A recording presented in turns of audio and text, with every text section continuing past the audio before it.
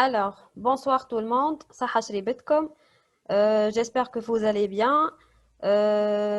Aujourd'hui, on va commencer maintenant notre webinaire intitulé Améliorer les performances de votre entreprise au moyen des standards PMI, qui est animé par Monsieur Mohamed Rothbein pour présenter le thème Professional in Business Analysis du PMI, Monsieur Slim Mesfar pour présenter Agile Certified Practitioner de PMI, Madame Mariam Béchir pour nous présenter le domaine du Lean Six Sigma et bien précisément le Green Belt, et Monsieur Abdeslam Qaddouri pour la certification Risk Management Professional de PMI.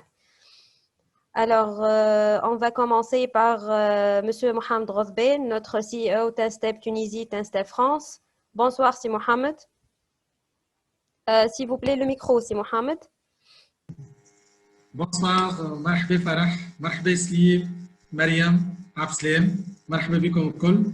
C'est une première expérience en Tunisie qu'on développe, qu'on dévoile quatre domaines qui sont nouveaux en Tunisie: Business Analysis, Professional Business Analysis Certification Professional Business Analysis, ACPA Agile Certification Professional, Lean Six Sigma et Risk Management Professional.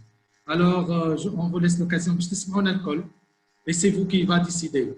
Pourquoi on a opté à faire un séminaire qui rassemble les quatre domaines? Parce que toujours on reçoit des questions sur quel domaine on doit choisir.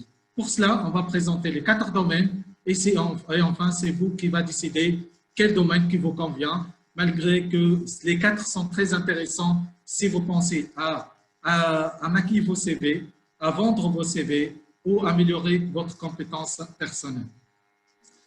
Si je commence par moi-même, je suis Mohamed Rothbein, expert senior en management stratégique et management de projet. J'ai deux axes, axe management et axe technique. Si je parle de l'axe management, j'ai un MBA for Strategic Management. Je suis certifié COBIT, PMP. En plus, je suis certifié PMP Instructor en tant que Tinstep et ATP, Authorized Training Partner. Je suis certifié Tinstep et autres certifs.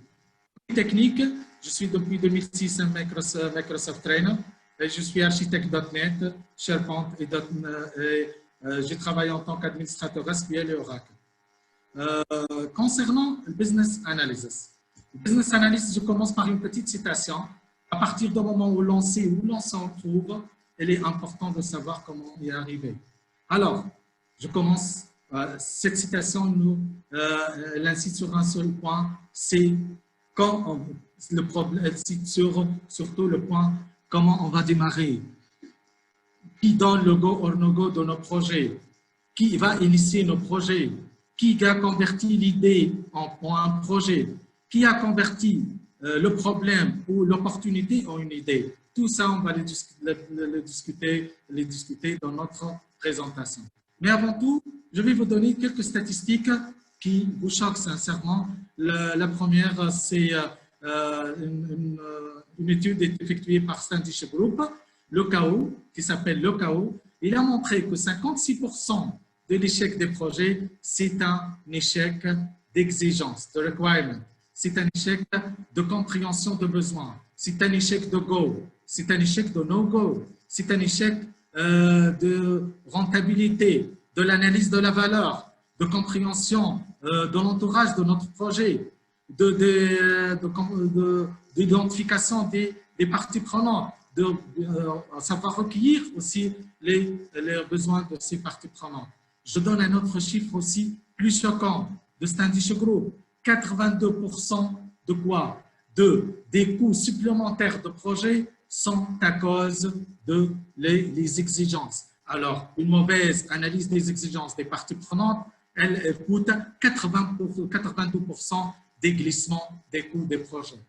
J'ajoute que la négligence des exigences, elle a un impact d'une phase à une autre, d'une phase comme le boule de neige. Comme vous voyez, on peut parler au niveau, 1 euro au niveau de requête d'exigence, il va se doubler au niveau de design, il va devenir x7 au niveau de code, il va devenir x12 au niveau des tests, il va devenir x80 au niveau d'acceptation, il va devenir aussi fois 200 au niveau de l'opérationnel. C'est-à-dire, oublier une exigence au début, elle va coûter 200 fois son impact si on a résolu le truc au début. Et ça, le cœur de notre problème en Tunisie, on ne sait pas développer les projets dès le début, et malheureusement, il s'éclaircit au fur et à mesure. De telle façon, on trouve des glissements des coûts et des délais. Je vous ajoute aussi d'autres chiffres qui sont publiés par le PMI. Et c'est ces chiffres qui ont poussé le PMI à entrer dans le business analysis. Les statistiques obtenues à partir des recherches de PMI ont montré, n'oubliez pas ce chiffre, 47% des projets approuvés ne permettent pas d'atteindre les objectifs initiaux en raison d'une mauvaise gestion des exigences. 39% des projets rejetés indiquent que la collecte d'exigences inexistantes est la principale cause de l'échec. Comme pour la Tunisie, on a un projet sur 3 qui réussit. Je vous assure, c'est-à-dire que je parle plus que 66%, je vous assure plus que 80% des 66% sont à cause de mauvaises exigences dès le début, mauvaise identification des parties prenantes, mauvaise analyse de l'environnement, que ce soit externe ou interne, mauvaise analyse de la valeur. Je vais insister sur le mot de la valeur de le projet, qu'on va le voir à la fin, mais il doit être défini dès le début. Tout ça, c'est le business analysis. J'ajoute un chiffre aussi choquant et qui vous pousse à développer le business analysis dans vos organisations. Les organisations qui font, d'après le PMI, les organisations qui font preuve de maturité BA ont 55% plus de succès dans la mise en œuvre de leur stratégie et sont beaucoup plus susceptibles d'obtenir de la valeur attendue des investissements faits dans les programmes et des projets. Je ne peux pas dire plus, 50% des sociétés de BA, alors sont des sociétés qui ont une maturité business analysis, il peut survoler les problèmes que j'ai cités précédemment. Si je parle de business analysis, où on utilise le business analysis commence dès le diagnostic stratégique. Dès que je suis en train d'identifier les parties prenantes, la carte des parties prenantes, où je suis en train de, à cette époque où je suis en train d'identifier quoi? Les attentes et les intentions des clients. À cette époque où je suis en train d'identifier quoi? Les opportunités, les menaces de qui? De mon environnement, de comprendre les forces et les faiblesses de mon environnement interne, de croiser tout ça pour identifier quel problème on dispose et quelle opportunité on doit saisir. Et à cette époque aussi, le business analysis, il va intervenir dans la priorisation des problèmes et la priorisation des opportunités au niveau de management de portefeuille. Après, c'est lui qui va convertir ces problèmes et les opportunités en des initiatives qui se convertissent en projets. Imaginez, tout ce cycle, c'est à la charge de Monsieur Business Analyst. Vous voyez, tout ce cycle n'existe pas chez nous ou il existe d'une façon formelle, non scientifique. Alors, quand vous voyez le projet, c'est là. Mais le grand boulot, c'est l'avant-projet. J'ajoute aussi, j'ajoute un seul mot que le business analysis, c'est la clé de succès de toute initiative dans l'entreprise de changement, que ce soit dans le domaine IT ou autre domaine. Si je parle maintenant de business analyst, la définition selon le PMI Guide de business analyst de PMI, on parle de business analyst, c'est l'ensemble des activités effectuées pour soutenir la livraison de solutions qui s'alignent avec les objectifs stratégiques de l'entreprise en fournissant quoi? De la valeur contenue à l'organisation.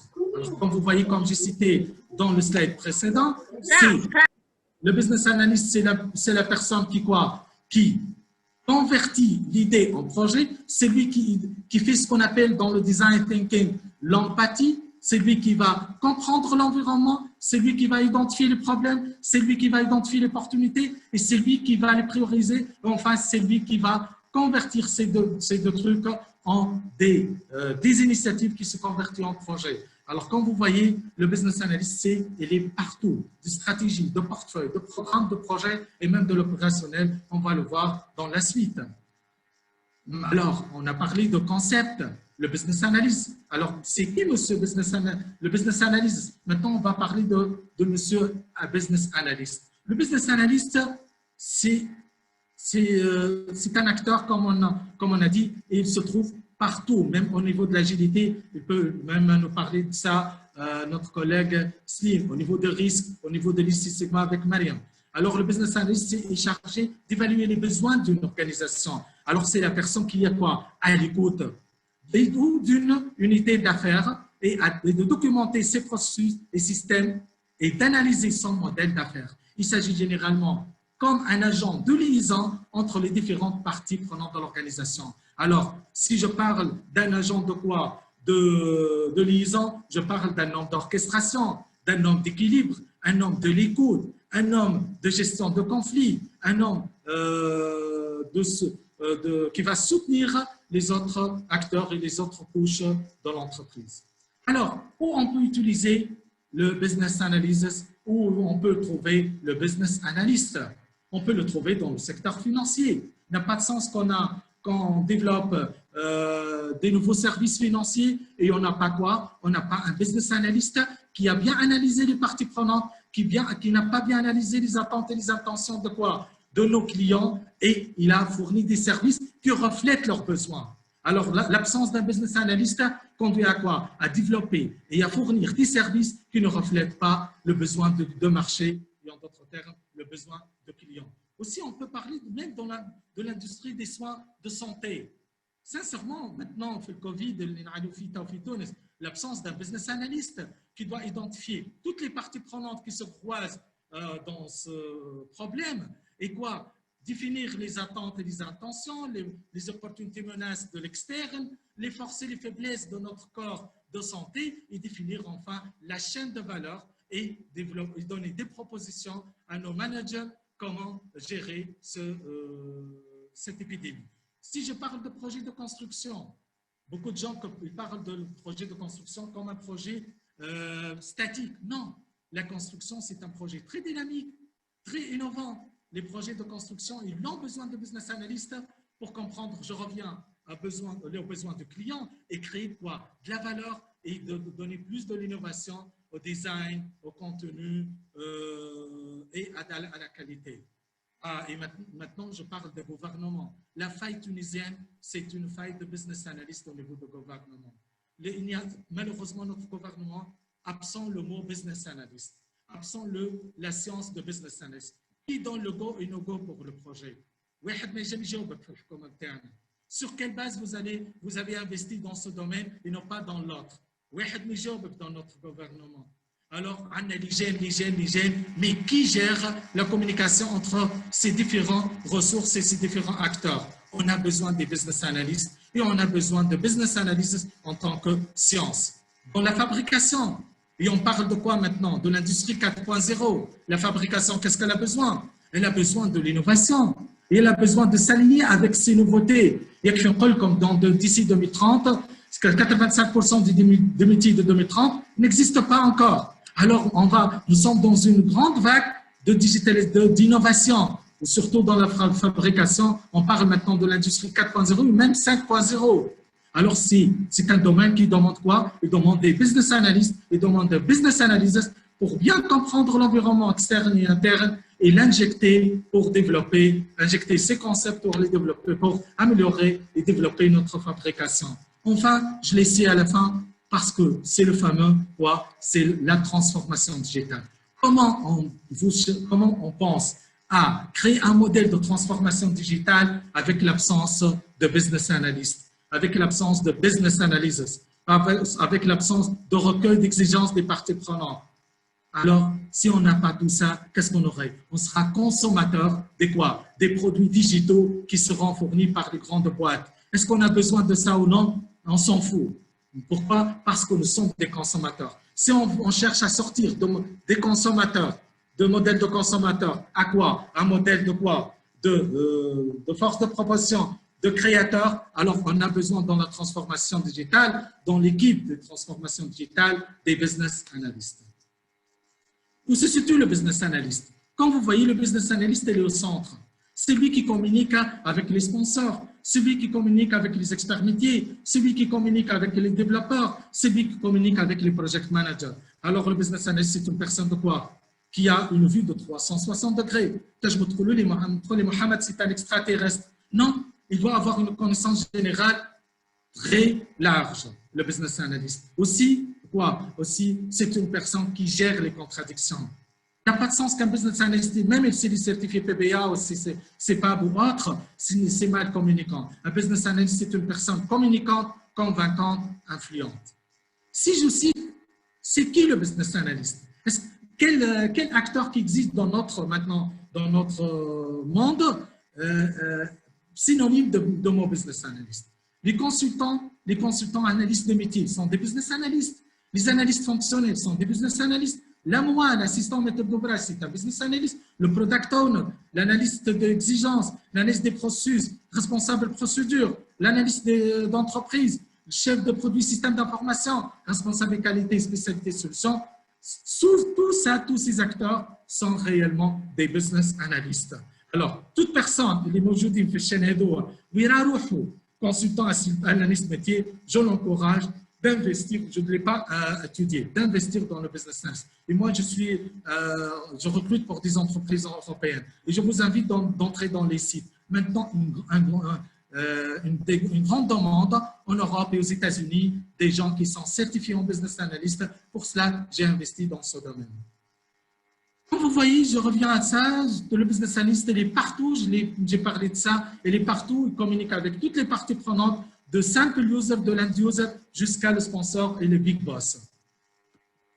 Si je parle où se situe le business analyst, comme je vous ai dit, le business analyst, c'est un AMO, assistant maître d'ouvrage, c'est un assistant pour les stratèges, c'est un assistant pour le sponsor, c'est un assistant pour le portfolio manager, c'est un assistant pour le programme, c'est un assistant pour le design thinker, c'est un assistant pour les architectes métiers, c'est un assistant pour les project managers, aussi bien c'est un assistant pour les end users. Alors, comme vous voyez, le business analyst, c'est l'homme qui décrypte, c'est pas décrypte, c'est décrypte, c'est pas écrit.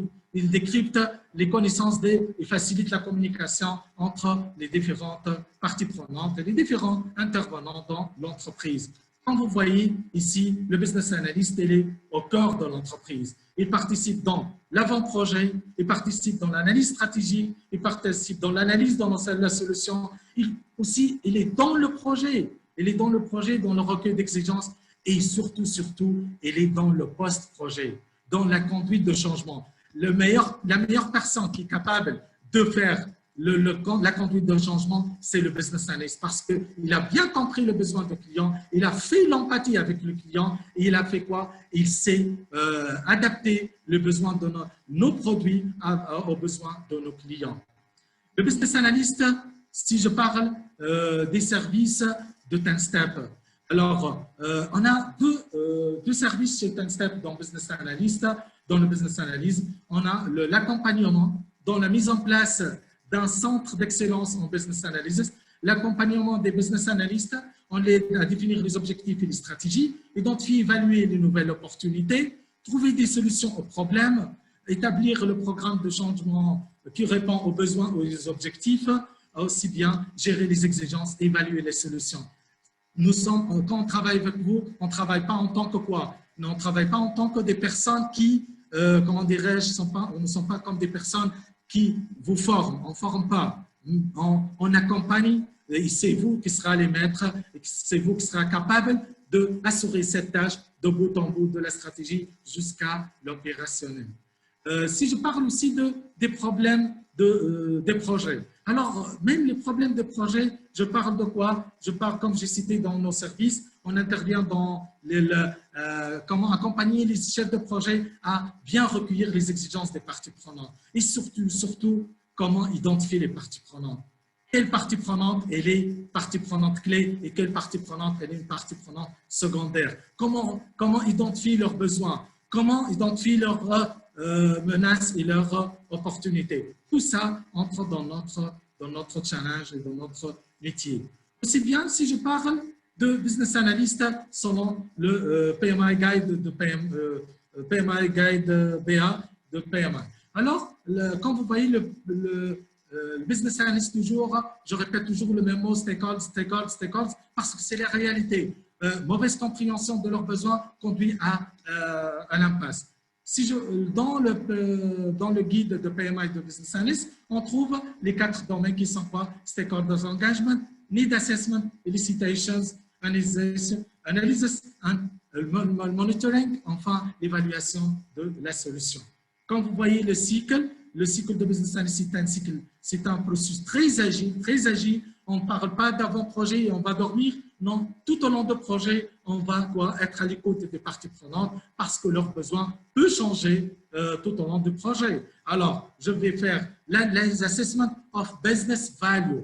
Le mot mahlé, assessment of business value, c'est analyser la valeur commerciale et voir est-ce que le produit qu'on va développer rentable pour l'entreprise, est-ce qu'il a un impact sur l'entreprise, oui ou non. Et dans un cadre de quoi? Définition et alignement de processus, planification de processus, exécution et enfin strategic alignment input. C'est dans d'autres termes, on peut changer notre stratégie suite à cette itération. Et cette sprint, comme on dit en agilité, et on peut faire beaucoup de sprints jusqu'à la fin de projet ou la fin de notre stratégie. Vous voyez, ça rate le projet, ça rate la stratégie. Pourquoi? Parce que le business analyst, il participe dans la conversion de la stratégie en projet et le business analyst participe dans le développement de projet, aussi bien la livraison de projet, des résultats de projet à l'opérationnel et la création de valeur.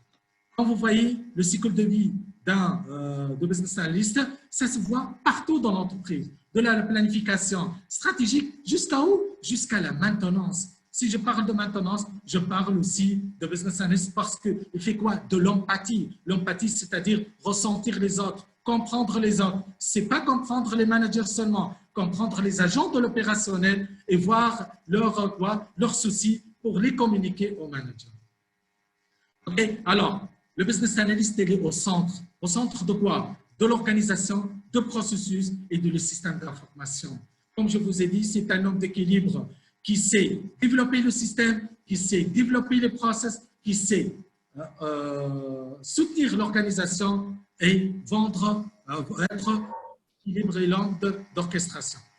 Quand je reviens à notre partie de consulter, comme je vous ai dit, élaboration de la stratégie, on fait as is and to be. C'est quoi as is and to be? On peut faire l'état actuel de vos équipes et voir votre maturité en business analyst. TenStep, on dispose de plusieurs modèles de maturité qui sont utilisés dans les TenStep aux États-Unis, TenStep Angleterre, et on peut les utiliser avec vous. Et maintenant, nous sommes en train de traiter ces points avec le ministère de l'Intérieur, ou même on a des essais dans Tunisie Télécom et autres.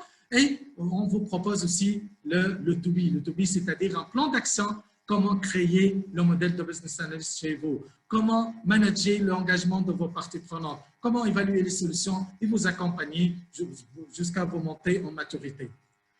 Concernant la certification, je pourrais raconter le PBA, Professional Project Management Institute, Professional Business Analysis. Le Professional Business Analysis, c'est une certification prestigieuse de PMI. Maintenant, nous avons في l'Europe وsurtout بعد الكوفيد الناس قاعده تغير في الموديل دو مانجمنت نتاعها. كل entreprise elle a besoin de changer son modèle de management, elle a besoin de quoi? De business analysis. نعلمكم اللي يحب يعدي البي بي il n'a pas besoin d'être n'est pas censé qu'il doit avoir le PMP. Mon message aux gestionnaires.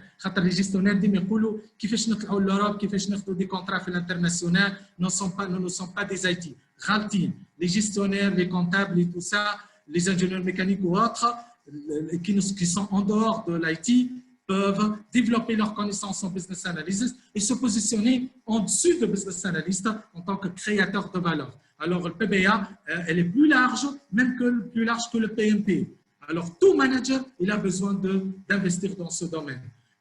Pour passer l'examen, qui m'a $450 membre, nombre $555. Qui m'a le PMP aussi, tu as besoin d'approuver 7500 heures en business analyst. Mais comment je fais à 7500 heures? Comme d'habitude, le PMP, c'est nous qui s'occupent de ce dossier. Aussi, vous avez besoin des 35 heures. Comme vous savez, TenStep, c'est un centre agréé PMI. Et c'est nous qui vous accorde les 35 heures qui vous assurent, qui vous permettent de passer l'examen, qui vous permettent de passer l'examen PMP. Autre point, les gens qui ont le PMP, la participation dans la formation Business Analysis, elle vous accorde 35 PDI. Okay. Si je compare, maintenant j'ai parlé de PMI, maintenant j'ai parlé de l'IBA. L'IBA, c'est l'International Institute for Business Analysis. Elle a notre façon. Mais le CEPAB ou le PBA, ils sont très proches, même ils convergent, ils utilisent les mêmes approches. Il y a trois types d'examens. Le CBA, c'est un examen simple. Foundation, Business Analysis, Foundation. J'encourage surtout les étudiants de passer cet examen. Pour les professionnels, ils passent l'examen CCBA ou ils passent l'examen CEPAB. Et les deux examens le premier examen demande 3 ans d'expérience, le CEPAB demande 5 ans d'expérience. Alors, je vois le CEPAB l'équivalent de PBA, de PMI. Alors, comme vous voyez, dans le PMI, on a quoi? On a 5 domaines de connaissances: Need Assessment, Planning, Analysis, Traceability, Monitoring, Evaluation. Chez le PBA, chez l'IBA, on a le Business Analysis Planning, Elicitation, l'Istinbat, Al-Khalq, Al-Ibda', le Requirement Management Communication, Enterprise Analysis, Requirement Analysis, Solution Assessment, Validation. ما نقولكش l'IBA خير ولا PMI خير. أما أنا نعرف PMI توا elle a investi dans le business analyst. المستقبل عند PMI ذكروني dans le business analyst وكتبوا beaucoup d'articles même المانجر نتاعهم السي او نتاعه حكى على البروجي نتاع PMI avec le business analysis.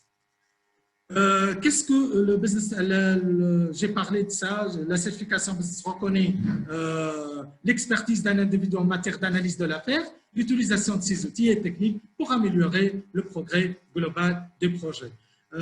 Si je passe aussi des domaines de connaissances, avec 18% fait l'examen évaluation des besoins, 22% planification, 35% analyse, traçabilité suivi 15, évaluation 15. Dans notre formation, on a 5 jours dans notre formation. On a, comme d'habitude, qui m'a تعرفونا ما عندناش échec في تنسيق. من نسيبوا la personne اللي بيكون إن شاء الله ناجح. Alors, on a 5 jours de formation et on a 4 séances de coaching. On a plus que 600 questions d'examen qui sont très proches de l'examen réel pour vous préparer. Alors, le cours à عندكم et bonne chance dans ce domaine. Je cède la parole à mon collègue Slim, qui c'est un domaine aussi très demandé, ce qu'on appelle Agile Certified Professional. Merci pour votre attention. Merci, Si Mohamed. Bonsoir à tous. Si Mohamed, est-ce que vous pouvez arrêter votre partage? Oui. Donc, je lance le mien, s'il vous plaît. Oui. Très bien.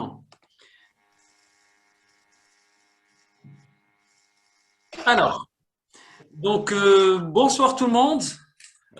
Merci Mohamed pour cette introduction et cette immersion dans le domaine du business analysis. Bien évidemment, ce que nous allons raconter aujourd'hui est complémentaire, donc vous allez voir. Je me présente très rapidement, Naslim Mesfar, je suis vice-président de BiAgile, qui est une filiale du groupe TenStep. Je suis formateur et surtout un coach de transformation agile. Et lorsqu'on dit transformation agile, c'est-à-dire sur la partie consulting, sur la partie conseil, on travaille avec les boîtes pour transformer leur façon de faire en termes de management de projet. Comme vous pouvez le voir, j'ai pas mal de certifications de chez Scrum Alliance et de chez Scrum.org, le niveau 1 et les niveaux avancés aussi. Je suis aussi certifié SAFE, qui est le Scaled Agile Framework, pour parler de l'agilité stratégique. Alors, pour les personnes qui aimeraient être mis dans le bain par rapport à l'agilité, tout à l'heure, si Mohamed avait parlé de la partie analyse. Mais bien sûr, on va supposer maintenant, dans notre enchaînement, dans notre storytelling, que nos business analysts ont bien fait leur boulot. Même s'ils ont bien fait leur boulot, lorsqu'on descend sur le terrain, on s'aperçoit qu'il y a des problèmes. D'ailleurs, pour ne pas avoir à réinventer la roue, si on se réfère au roadmap de management de projet qui est proposé par PMI, de point de vue phase, vous voyez qu'il y a au début, il y a la partie définition de projet. Si Mohamed nous a beaucoup parlé de ça, il y a la partie initialisation, la partie planification, exécution et contrôle, la partie closing, et éventuellement, il y a d'autres projets. Tout ça est supporté par de la conduite du changement. Sauf que, pour être un peu plus près du terrain, on va se poser la question, mais quels sont les problèmes qui risquent d'apparaître à ce niveau ou au niveau de cette feuille de route? Je pense, pour les personnes qui ont déjà eu à travailler sur des projets aussi bien professionnels que perso, que personnels, nous avons des problèmes d'avant-projet, notamment la définition des exigences, la collecte, etc., l'empathie utilisateur qui vient d'être expliquée par Si Mohamed et ainsi de suite. Nous avons par la suite des problèmes d'estimation de la macro-planification. Et là, lorsqu'on dit macro-planification, c'est-à-dire avant d'entamer le projet, on va définir la durée globale. Allez, on va dire c'est un an et 2 mois, et le budget. Et on définit les facteurs clés de qualité, etc. Donc, nous avons défini le périmètre sur la partie définition du projet. Nous avons à définir les délais, le budget et les facteurs clés de qualité. Donc là, j'ai les 4 facteurs d'ajustement dans un projet. J'ai par la suite des problèmes qui sont liés à l'exécution et au contrôle, qu'on appelle ici des problèmes liés à l'opérationnel, c'est-à-dire lorsqu'on descend sur le terrain. Et nous avons aussi des problèmes post-projet de maintenance, évolution des besoins, etc. Ce qui va nous intéresser dans cette partie, c'est la partie qui est liée à l'opérationnel. Et en fait, si on regarde ce qui se passait avant ou en utilisant des méthodes traditionnelles de management de projet, où le cycle de vie était organisé en waterfall ou en cascade. Les besoins, le design, le développement, le testing, le déploiement, sauf que là, nous avons une seule livraison finale à la fin.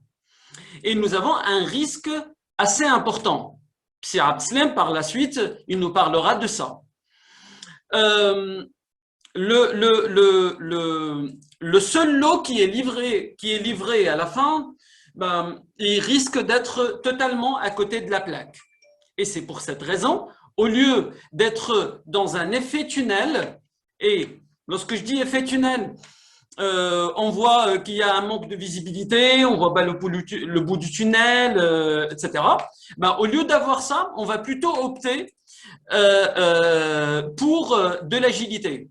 De l'agilité qui, bien évidemment, part de ce que vous voyez ici en bas, la vision produit, ici, la vision produit, la définition du projet, le plan de release initial et les accords contractuels.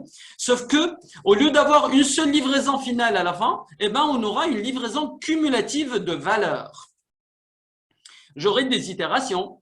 Et au niveau de ces itérations, qu'on appellera plus tard peut-être des sprints, tout dépendra de la méthode ou du framework que nous allons utiliser. Il y aura l'analyse des besoins, design, on va développer, on va tester et on va éventuellement faire de la release. À l'issue de cette première itération, je vais voir avec les parties prenantes qui ont été identifiées dès le début et on va récupérer leur feedback. Si c'est très bien, tant mieux. Si c'est bien, mais on aura tout de suite une nouvelle itération qui va nous permettre de se baser sur ces feedbacks et de corriger. Si ça va pas du tout et qu'on est à côté de la plaque, je pense que tout le monde est conscient qu'il vaut mieux que je m'aperçoive de ce problème à l'issue de la première itération qui va durer au maximum 1 mois que de s'en apercevoir seulement à la fin. Et là, j'aurais perdu trop de temps, trop d'argent. J'aurais perdu aussi en termes de confiance de mes parties prenantes. J'ai perdu aussi en termes de motivation de mes collaborateurs. Alors, là, c'est juste une intro très rapide par rapport à l'agilité et pour se mettre dans le bain. Maintenant, cette agilité se positionne comme étant un mindset. Ce mindset, derrière, j'ai un umbrella. Il y a du Scrum, il y a du Kanban, il y a du XP. Je les ai mises en surbrillance puisqu'ils sont les plus utilisés. On va voir, puisqu'elles sont les plus utilisées, on va voir ça tout de suite. Il y a aussi du RAD, du Rapid Application Development. Il y a du FDD, du Feature Driven Development. Il y a du DSDM, Dynamic Software Development. Méthode, etc., etc. Alors, et là, on voit sur l'échelle qui est sur votre droite, il y a du plus adaptatif au plus prescriptif. D'ailleurs, vous voyez, devant Kanban, j'ai mis 5, puisqu'il y a 5 principes à respecter. Devant Scrum, j'ai mis 10 parce que nous avons différentes responsabilités. Nous avons 3 responsabilités, nous avons 4 événements et nous avons 3 artefacts. Donc, ce qui donne 10. XP qui regroupe 13 pratiques et ainsi de suite. Alors, si on entre dans les détails, et peut-être vous allez poser la question, mais c'est quoi l'apport du PMI dans ça?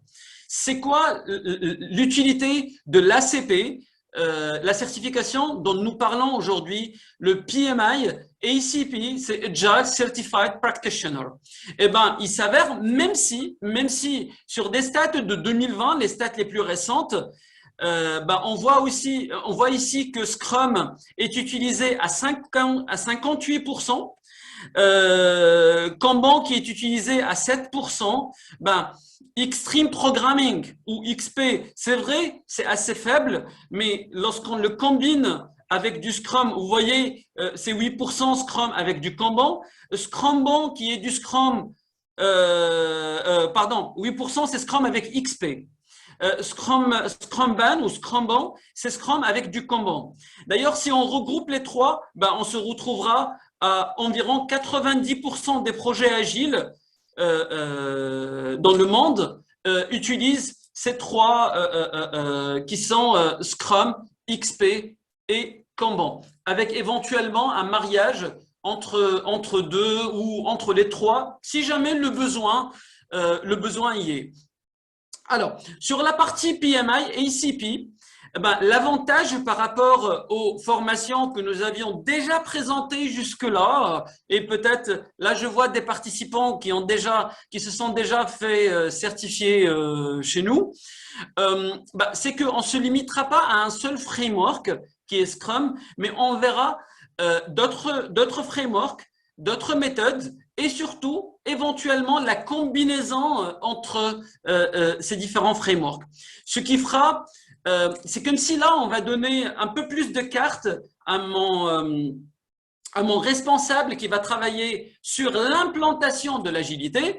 Il n'aura pas seulement juste les 10 éléments de Scrum avec les règles de Scrum à mettre en place, mais il peut éventuellement piocher dans les 13 pratiques d'XP pour compléter certaines insuffisances, piocher dans du Kanban pour traiter la partie event-driven, la partie dirigée par des événements, notamment la partie maintenance, etc. Donc, Scrum, vous voyez, il y a des itérations, il y a les rôles, etc. Ben, il y a les backlogs de produits, backlogs de sprint, des réunions de revues et de rétrospectives et de daily Scrum. Voilà, donc vous les voyez ici. Après XP ou Extreme Programming, là ça concerne les équipes de développement. D'ailleurs, vous voyez, pour les informaticiens, pour les IT qui sont avec nous, ben, ils voient des termes un peu trop techniques tels que du Test-Driven Development, du TDD, du Refactoring, le Code Standards, etc., etc. Le Collective Code Ownership, le Pair Programming, Continuous Integration, et ainsi de suite. D'ailleurs, ça match, puisque là aussi, bah, on aura des itérations, sauf que on va travailler plutôt sur les scénarios ou les scénarios de test avec les stories ou les spikes, là où on va essayer d'éliminer ou de réduire l'incertitude, puisqu'on a des risques qui nous attendent là tout de suite. Ben, du Kanban avec les 5 principes de Kanban que je résume ici, ben, la visualisation du workflow, comment expliciter les règles et les policies, comment mettre en place des limites du work in progress, comment mesurer le flow et le gérer, et bien sûr, comment travailler d'une façon collaborative. Alors, maintenant, là, je vous ai donné seulement 3. Mais bien évidemment, on peut aller un peu plus loin puisque même sur la partie PMI et ACP, on parle un peu de SAFE pour de l'agilité à l'échelle. Pour passer cette certification, ben, PMI, comme d'habitude, elle exige de l'expérience. Là, elle exige 3500 heures, dans 2000, de l'expérience générale en project management et 1500 en agile project management. D'accord? Ensuite, bah, la deuxième partie, bah, il y a 7 domaines. Il y a la partie agile principles and mindset. Il y a la partie value driven delivery. La partie stakeholder engagement, et bien sûr, là, on lit avec l'analyse des parties prenantes qui a été déjà faite.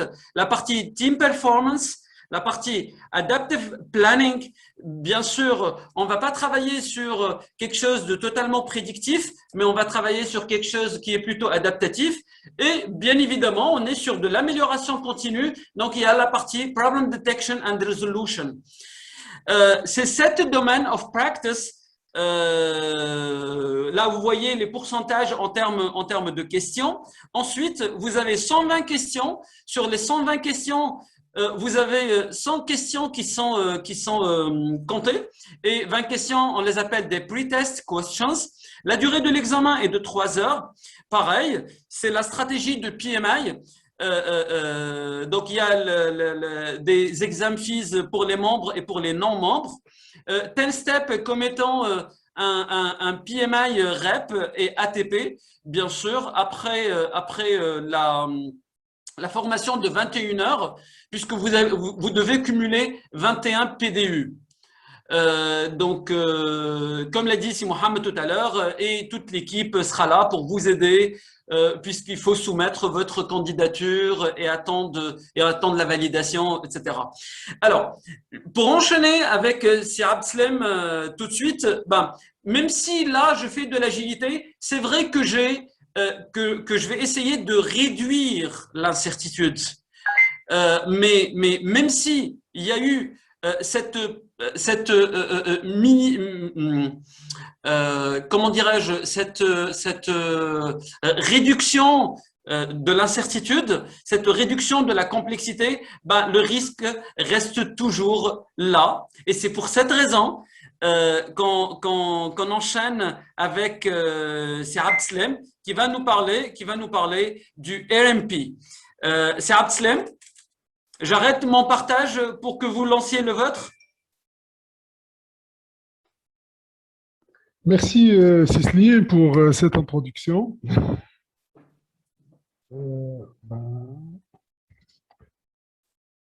Donc, voilà. Euh, pour enchaîner, comme il l'a dit Cicely, le risque, c'est un axe transversal. Donc, tout d'abord, permettez-moi, merci d'être présent parmi nous. Euh, je suis Abdeslam Qadouri. Euh, J'occupe actuellement le poste de portfolio director à la Sofitel. Je porte également le casquette de chercheur en ICT à l'INIT. Euh, Concernant les certifications, j'ai quelques cordes à mon arc. En effet, en management, je suis certifié RMP, Risk Management Professional, PMP, Project Management Professional, Monsieur TSPM, Abdeslam, Step. merci Oui. d'activer le mode plein écran, s'il vous plaît. Ah oui, oui, oui, oui, oui. Je Merci. m'excuse. Je m'excuse. Voilà, c'est OK? Oui, OK. Parfait. Pour en finir avec le management, le PSM Professional Scrum Master, en audit, je suis certifié Senior Lead Auditor ISO 27001 de PUCB. Je suis également diplômé en arts et sciences de la programmation neurolinguistique de l'INLPTA. Par ailleurs, et sur le plan technique, et puisque je suis à la base issu du domaine des ICT, je suis certifié en Hyper-Converged Infrastructure, en sécurité informatique et en collaboration, etc. etc. Donc, donc pour introduire la gestion de risque, je vais commencer par clarifier quelques notions y afférentes. Tout d'abord, et contrairement aux idées reçues, la gestion de risque est l'attitude la plus spontanée que nous puissions adopter, mais aussi la plus importante, je crois. Donc, au-delà des probabilités, des statistiques, des processus et des formules, c'est d'abord un état d'esprit. Que ce soit une question de dilemme personnel, de processus de projet ou d'une décision organisationnelle ou même politique. La gestion de risque est à la fois l'art et la science d'interagir avec les incertitudes pour atteindre des objectifs. Pourquoi? En réalité, il s'agit d'une science parce que nous avons besoin d'être structurés en termes de planification, de définition de périmètre, de choix des outils et des techniques, de maîtrise des formules et des simulations que nous utiliserons, etc., etc., etc. Mais aussi, c'est un art, parce qu'on a besoin d'être créatif et non structuré pour imaginer les risques qui pourraient survenir, pour concevoir les réponses adéquates à ces imprévus, et aussi pour avoir le génie et l'habilité nécessaires de réagir efficacement en cas d'apparition des risques non identifiés auparavant. Nous savons tous très bien que l'un des objectifs ultimes de par la création d'entreprises et la réalisation de projets, c'est la génération de profits. Et pour comprendre l'importance de la gestion des risques dans ce contexte, je vous propose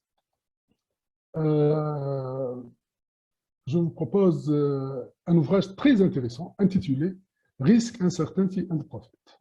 Son auteur, M. Frank Knight, pose dans ce livre une question clé. Comment les entreprises génèrent-elles de profits? La réponse intuitive, selon l'imagination générale, c'est que les entrepreneurs aiment prendre des risques et prennent vraiment beaucoup de risques, ce qui lui permettra de réaliser des profits considérables. Eh bien, M. Fang confirme partiellement cette idée. C'est vrai que les profits proviennent des incertitudes, mais les entrepreneurs prospères et les gestionnaires de projets performants n'aiment pas en réalité prendre des risques, mais ils savent plutôt les gérer. Autrement dit, M. Frank résume cette idée à travers une belle conclusion. Le profit rémunère la capacité de l'entrepreneur à gérer les risques. Mais c'est quoi le risque? Je crois que nous comprenons tous qu'est-ce que ça veut dire en langue française, c'est-à-dire littéralement. Mais en tant que professionnels, nous devons clarifier et standardiser ce concept afin d'éviter toute confusion. En général, la notion des risques est étroitement liée dans nos esprits aux difficultés et aux dangers qui nous menacent et qui nous interpellent. Ce qui est vrai, mais ce n'est pas le seul angle de vue sous lequel nous pouvons voir les risques. Si nous revenons un peu en arrière et nous essayons de comprendre la différence entre risque et incertitude. S'agit-il de la même chose? Ces deux notions ont-elles la même signification? Eh bien non. Le risque et l'incertitude ne sont pas synonymes. La différence a été définie de plusieurs manières selon les domaines d'application. Pour ce qui est de la gestion de projet, le risque est l'incertitude qui compte. Risk equal uncertainty that matters. Autrement dit, le risque est l'incertitude qui peut affecter un objectif quelconque du projet. Par exemple, une décision gouvernementale de confinement général dans les jours qui viennent est probable. Cet événement incertain, cette incertitude constitue un risque majeur pour un projet de construction. Mais cela ne peut en aucun cas être considéré comme un risque pouvant affecter un projet de développement logiciel, parce que tout simplement, cela ne requiert pas de travail présentiel et que nous travaillons déjà à distance. Donc, le risque a deux caractéristiques. Un, l'incertitude. Le risque est incertain, imprévu, hypothétique. Deux, l'importance de son impact sur les objectifs du projet. Le risque a un poids. Il compte car il affecte nos objectifs. En réalité, ce sont ces deux caractéristiques-là qui constituent le fondement même de la notion de gestion de risque. Et la représentation mathématique, elle est la probabilité, qui est la mesure sur l'incertitude de l'occurrence d'un événement spécifique, et l'impact, qui est la mesure sur les conséquences de l'apparition de cet événement sur l'objectif. Cependant, il existe plusieurs nuances, plusieurs notions voisines qui gravitent autour de la notion de risque, dont notamment celle des problèmes, des exigences, des contraintes et des difficultés, etc. etc. Et afin d'éviter toute ambiguïté, il faut s'assurer toujours de la présence de ces deux composantes pour confirmer qu'il s'agit bien d'un risque. Pour ce faire, nous devons poser deux questions. Si le risque est l'incertitude qui compte, alors quel type d'incertitude doit-on s'intéresser? Et de quelle manière cette incertitude pourrait-elle nous affecter? Et on devra pouvoir répondre à ces deux questions toujours de la même façon, c'est-à-dire on devra aboutir aux réponses normalement suivantes. Concernant le type de l'incertitude, il s'agit bien d'un événement futur incertain. Quant à l'impact de cet événement, ce dernier va affecter négativement les délais ou le budget de telle sorte que nous risquons d'être en retard ou de dépasser ou de dépenser trop. Ainsi, on peut considérer qu'un événement futur incertain ayant des répercussions négatives sur le budget ou sur le calendrier constitue une menace pour le projet, un obstacle à la réalisation de ce projet dans les meilleures conditions. Donc, pour la plupart des gens, le risque est une menace. Or, c'est faux. J'ai choisi cette figure pour clarifier les limites de risque. Risk is uncertainty that matters. On doit toujours souligner cette règle. Le risque est une incertitude qui compte, qui affecte des objectifs. Cette incertitude peut les affecter négativement et dans ce cas, il s'agit bien d'une menace. Mais aussi, elle peut les affecter positivement et ça serait dans ce cas une opportunité. Et ceci concerne d'ailleurs tous les objectifs du projet. Ils n'ont pas uniquement les délais et le budget. D'autre part, cette incertitude peut être un événement futur incertain. Et c'est le cas de l'event risque. Mais ça peut être également sous forme de vulnérabilité, variabilité risque, ambiguïté risque et émergent risque. Donc, toutes ces notions et tant d'autres feront, Inch'Allah, l'objet de la formation de préparation de certification PMI RNP. Cette formation vous aidera à maîtriser les processus de gestion de risque, à adopter une approche structurée et objective pour traiter l'incertitude dans les projets. Aussi, elle vous apprendra les processus associés à la planification, à l'identification, à l'analyse, aux réponses et au contrôle des risques connus et inconnus dans les projets. À la fin de cette formation, vous serez en mesure d'identifier les risques, d'évaluer qualitativement et quantitativement les risques, de développer et de déployer des stratégies d'atténuation des risques, d'identifier les menaces et les opportunités, d'analyser les événements de risque et leurs effets potentiels, d'apprendre à être plus proactif pour réduire les coûts plutôt que réactif, d'acquérir une connaissance de gestion de risque basée sur le standard PMBOK et la norme de pratique pour la gestion de risque de projet. Vous serez également, Inch'Allah, initié à la préparation à l'examen de gestion de risque, qui est axé sur 5 domaines clés. La stratégie et la planification des risques, l'engagement des parties prenantes, la facilitation des processus de risque, le suivi de risque et l'amélioration et performance des activités liées au risque. Donc, cette certification, la certification PMI est l'une des plus prestigieuses certifications délivrées par PMI. Avec moins de 4000 titulaires de certification PMI-RMP dans le monde entier, ce cours vous aidera à vous distinguer parmi vos pairs en tant qu'expert en gestion de risque. Grâce à vos compétences en gestion de risque, vous allez pouvoir exercer une fonction spécialisée et qui soit en phase avec les besoins d'un environnement de projet de plus en plus global, virtuel et complexe.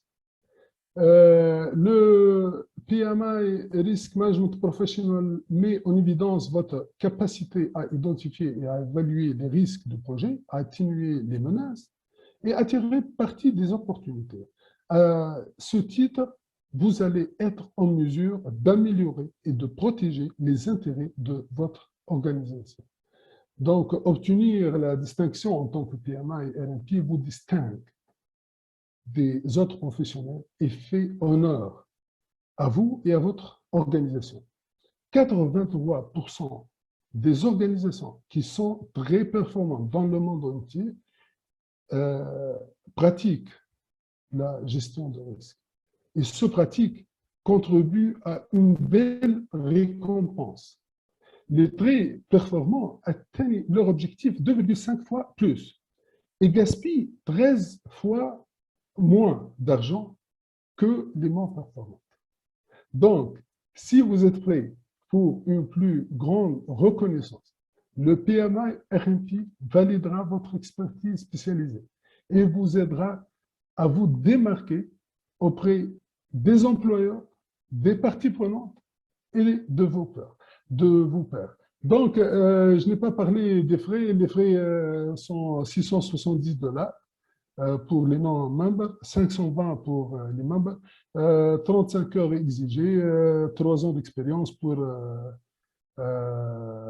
les bachelors. Merci pour votre attention et je cède la parole à ma chère collègue, Madame Marim Benchir. Donc, je vais arrêter le partage.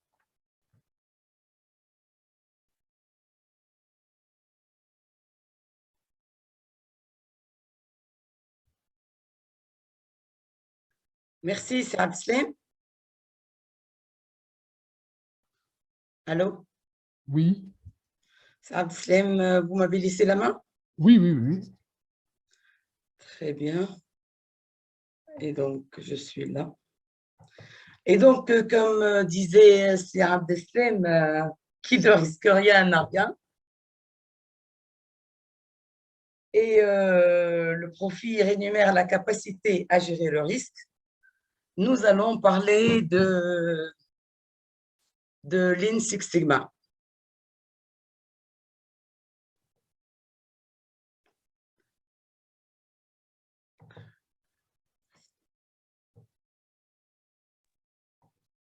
Abdeslam?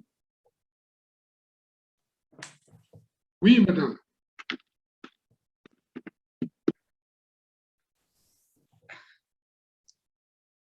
Oui, madame. Oui, Marim. Je pense que vous ne m'avez pas laissé la main.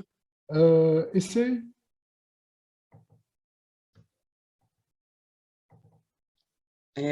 C'est bon? Ça va? Je pense que oui.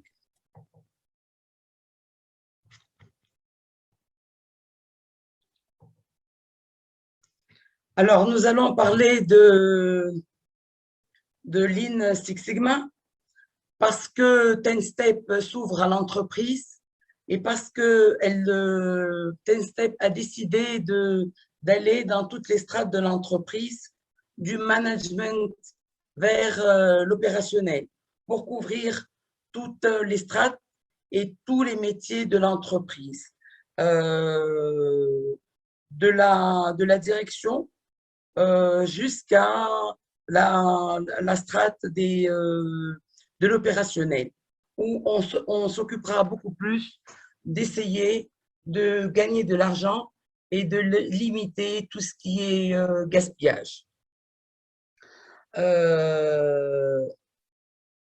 Je vais parler de Lean Six Sigma. Qu'est-ce que le Lean Six Sigma? D'abord, pour les personnes qui ne le savent pas, le Lean Six Sigma, ça veut dire mince avec zéro défaut. En fait, c'est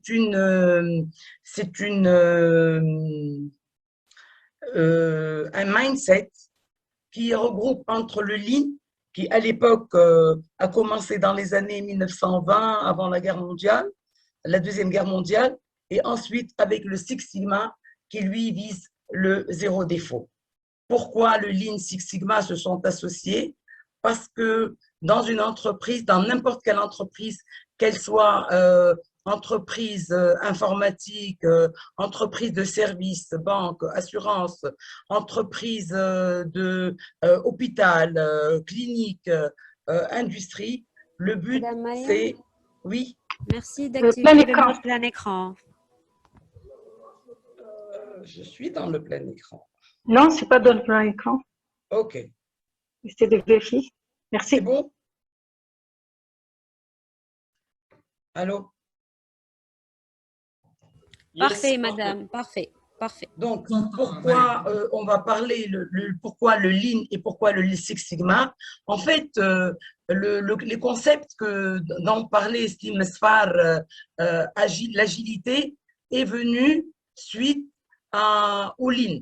Le Kanban dont parlait Slim Sfar pour l'agilité était, à l'époque, qu'est-ce que veut dire Kanban? Kanban veut dire étiquette. Et le mot est venu suite, je vous raconte l'anecdote, c'est Monsieur Taishi Ono, qui est le père du Lean, le père de Toyota Production System, qui est une fois parti dans la fin des années 50, est parti aux États-Unis pour voir comment Ford faisait autant de voitures. Et comme il était trimballé d'une usine à une autre, il a eu il a eu une petite maladie, il a eu des maux. Il s'est arrêté dans une pharmacie et a demandé un médicament. Et comme M. Taishi Ono était très prudent, il en a demandé un paquet et un deuxième paquet pour éliminer tout risque de retomber malade. Et il avait vu une pharmacienne qui, quand elle lui a donné le deuxième paquet, a mis une petite étiquette. Il lui a demandé « Pourquoi, madame, vous mettez cette deuxième étiquette ?» Elle lui a dit « Pour que demain, je n'oublie pas d'en recommander. Et si jamais un client venait à me demander, j'en aurai en stock. » Et c'est de là qu'est venue l'idée du Kanban. D'où tous les principes que nous voyons actuellement dans une entreprise performante viennent en fait de l'idée du Lean, c'est-à-dire travailler sans gaspillage, travailler en flux continu, travailler suite à la demande du client et faire en sorte de tout le temps satisfaire le client. Le Six Sigma, quant à lui, est venu beaucoup plus tard, est venu avec Motorola pour éliminer toute variabilité. L'ennemi numéro un de toute production, de tout service, c'est d'avoir une variabilité. Le but du Six Sigma, le Six Sigma est venu beaucoup plus loin.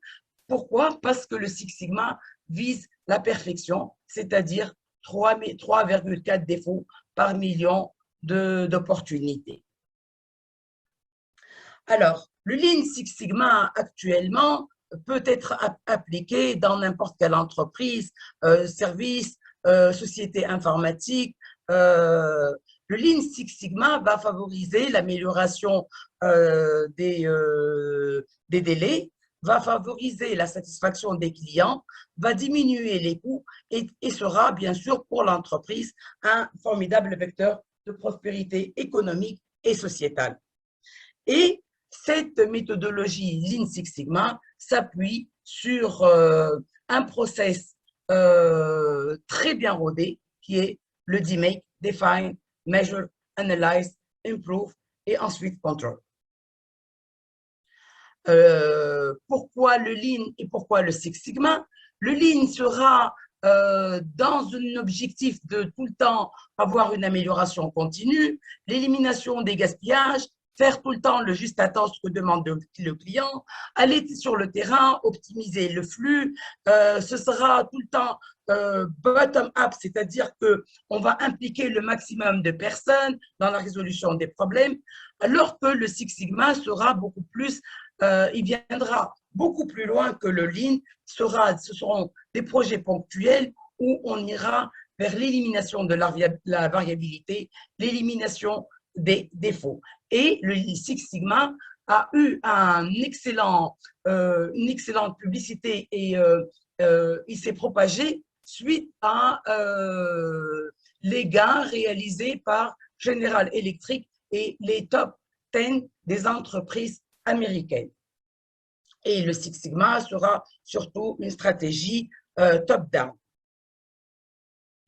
Bien sûr, la méthode Six Sigma ou Lean Six Sigma concerne toutes les strates d'une organisation et s'appuie sur plusieurs ressources humaines qui lui seront propres. Comme pour Scrum, nous aurons le sponsor, nous aurons le owner, nous aurons les stakeholders, nous aurons les green belts, le black belt, les yellow belts, etc. Alors, puisque nous parlons de ressources humaines et que nous allons parler de certification, dans Lean Six Sigma, nous aurons différents niveaux, comme en pyramide. Nous aurons d'abord le white belt, c'est-à-dire une étape qui va permettre de comprendre les grandes lignes du Lean et de la méthode Six Sigma. Et c'est une étape facile, simple à expliquer. Elle nécessite une journée de formation. Le yellow belt, c'est la ceinture jeune. Ce sont des personnes qui seront sensibilisées aux problématiques Six Sigma. Ils participeront dans les projets. C'est une formation qui est très intéressante, surtout pour les débutants, parce qu'elle change la manière de penser et d'approcher les problèmes et de gérer les projets. Le green belt, c'est un niveau assez élevé dans la hiérarchie des Lean Six Sigma et il lui a consacré à peu près entre 25 à 30% de son temps dans la conduite de projets d'amélioration. La formation est certifiante en 7 jours et le Black Belt, c'est le top, presque le top du Lean Six Sigma. C'est quelqu'un qui consacre 100% de son temps dans la gestion de projet, conduite au projet, formation des Green Belt. C'est quelqu'un qui sera très proche de la direction générale. C'est quelqu'un qui pourra devenir facilement consultant dans plusieurs entreprises et il doit maîtriser la méthode dans son ensemble et il peut être spécialisé ou dans la résolution de problèmes existants ou dans le développement de nouveaux projets, c'est-à-dire Design for Six Sigma. Et c'est une formation qui est certifiante en 16 jours. Le Master Black Belt, comme moi-même je le suis, est un formateur de Black Belt. Il est garant du respect de la démarche. Il va encadrer les Black Belts et c'est une formation certifiante en 5 jours, mais qui ne pourra s'obtenir qu'en étant déjà Black Belt. On peut devenir Black Belt directement, comme on peut devenir Green Belt et ensuite avoir un upgrading en Black Belt. Et bien sûr, il y a une formation qui est destinée aux chefs d'entreprise, aux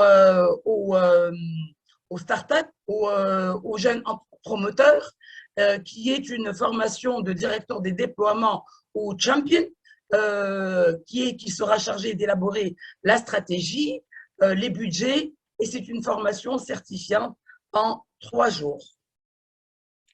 Nous allons surtout parler du Black Belt.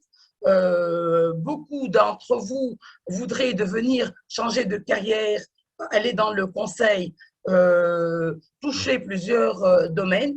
Le Black Belt peut être une bonne clé, une bonne formation pour devenir chef de projet. Et le Black Belt peut toucher n'importe quel milieu, puisqu'il aura suffisamment de méthodologie. La formation sera axée aussi bien sur des statistiques, mais la méthodologie, mais aussi on touchera à tout ce qui est organisationnel et humain. Généralement, on estime qu'un Black Belt Six Sigma pourra gagner dans un projet plus que 100 000 euros, dont on aura bien sûr déduit tous les coûts. Le Black Belt servira dans les grosses entreprises comme mentor pour les Green Belt. Généralement, les grosses entreprises, 1% de leur personnel devient Black Belt. Donc, si on a un millier de personnes dans une entreprise, on aura 10 Black Belt. Si on en a bien sûr 100, on fera un Black Belt. Le Green Belt comme je l'avais dit tout à l'heure, est un rôle qu'il occupe entre 15 et 30%. Généralement, les projets pour les Green Belt doivent dégager plus que 50 000 euros ou 50 000 dinars si on est en Tunisie.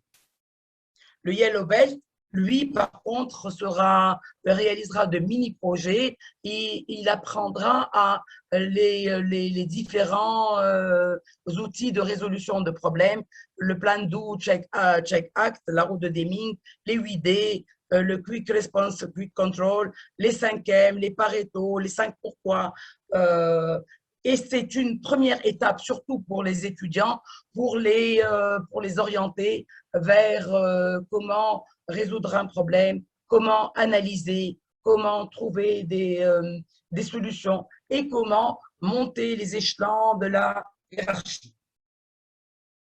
Alors, pourquoi se faire certifier Lean Six Sigma? Se faire certifier en Lean Six Sigma ou en Lean Management, c'est apporter la preuve de votre maîtrise et savoir-faire en matière de conduite de projet. C'est aussi valoriser vos compétences au sein de votre entreprise. Ce n'est pas faire un projet Lean Six Sigma en étant certifié, ce n'est pas comme en ne l'étant pas. C'est être référencé dans notre annuaire en ligne des certifiés. C'est mieux piloter son projet d'amélioration au sein de l'entreprise. c'est avoir un CV avec une plus-value. Et juste pour voir quel est le salaire, parce que ça compte aussi, en 2019, le salaire aux États-Unis pour un green belt est tourné autour de la moyenne, tourné autour de 95 261 $. Et ça, c'est dans le site Indeed.com qui est le numéro 1 des sites des jobs en ligne. Pour le black belt, la moyenne aux États-Unis était de 126 551 $. Et pour les master black belt, le salaire était de à peu près 205 000 $ par an. J'ai aussi voulu faire une comparaison parce que les salaires varient de pays en pays. J'ai pris les salaires de l'année 2020 et j'ai pris le salaire d'un black belt suivant les années d'expérience. Je les ai pris aux États-Unis, en Allemagne et en France. J'ai pris le salaire mensuel. Alors, le salaire mensuel d'un black belt aux États-Unis avec moins de 2 ans d'expérience tourne autour de 5 900 $ jusqu'à 14 300 $ au bout de plus de 20 ans d'expérience. Alors qu'en Allemagne, le salaire commence à 2 480 $ pour aller jusqu'à 6 880 $. Alors, quel est le système aussi ne tient pas compte, ces salaires ne tiennent pas compte des bonus, c'est-à-dire tout ce qui est prime sur projet. C'est-à-dire que si on arrive à réaliser plus qu'il n'est prévu, on peut aussi avoir des bonus. En France, le salaire débute à 2 700 €, moins de 2 ans d'expérience, pour aller jusqu'à 7 480 €. Tout ça pour vous dire que la certification peut vraiment aider dans vos CV, peut vraiment aider dans votre évolution. Alors, pourquoi aussi la certification? Parce que la certification permet aussi d'enrichir votre réseau professionnel. Vous allez pouvoir être certifié, c'est pouvoir rencontrer d'autres professionnels du milieu.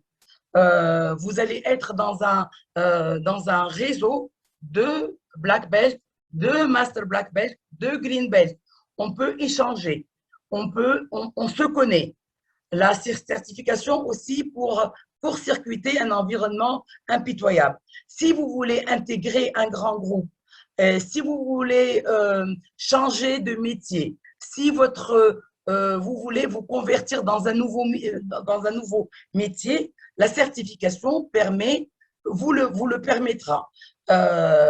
C'est le sésame pour rentrer dans certains grands groupes. La certification pour les jeunes, la certification sera là pour améliorer votre employabilité. Il est clair que n'importe quel étudiant ou jeune ingénieur aura des compétences acquises à la faculté. Mais la certification en elle-même va permettre de créer ce plus par rapport à d'autres. Donc, il pourra acquérir ce que sa situation avec les compétences de la faculté ou de l'école d'ingénieur ne lui auront pas permis. Donc, elle permettra d'améliorer son employabilité. Aussi, la certification peut être un argument de taille pour favoriser l'évolution dans la hiérarchie. En effet, quand on arrive à réussir un projet, on montre son leadership. Et quand on montre son leadership, on montre aussi sa capacité à gérer des équipes et à réaliser des résultats. Et ça, c'est un critère qui est très reconnu pour encourager et faire évoluer dans la hiérarchie. Enfin, la certification peut être un gage d'acquisition des bonnes pratiques internationales. Pour beaucoup d'entre vous qui souhaiteraient faire une expérience dans d'autres pays, la certification permet de dire que vous êtes au même niveau des standards internationaux. Voilà. Merci pour votre participation. Merci pour toute l'équipe. Vous m'avez laissé le meilleur, la fin pour le meilleur. Je laisse la parole, je cède la parole à Si Mohamed. Merci beaucoup, Madame Mariam. Merci beaucoup pour tous nos chers participants. Je cède la parole à Si Mohamed Rosben pour clôturer notre webinaire d'aujourd'hui. Et si vous avez des questions, n'hésitez pas à nous poser vos questions. Fala, Si Mohamed. Le micro, Si Mohamed. Merci Farah, merci Mariam pour cette présentation très précieuse. Merci à Assia Abslen, Sislim. Comme vous voyez, Atina comme une grande variété, 4 variétés de certifications qui sont tous, je les considère comme des passeports pour le monde entier. Si vous pensez à améliorer votre compétence personnelle, si vous pensez à mieux présenter vos CV, et savoir, comme je dis toujours, savoir vendre et se vendre, c'est via ces certifications. Business Analyst est très demandé, Lean Six Sigma est très demandé, Risk Management, l'agilité, tous ces thèmes sont très demandés. Il faut investir dans la certification. Malheureusement, qui souffre le nombre de certifiés en Tunisie, mais je m'appelle comme أقل البلدان عربية. Il me fait mal au corps.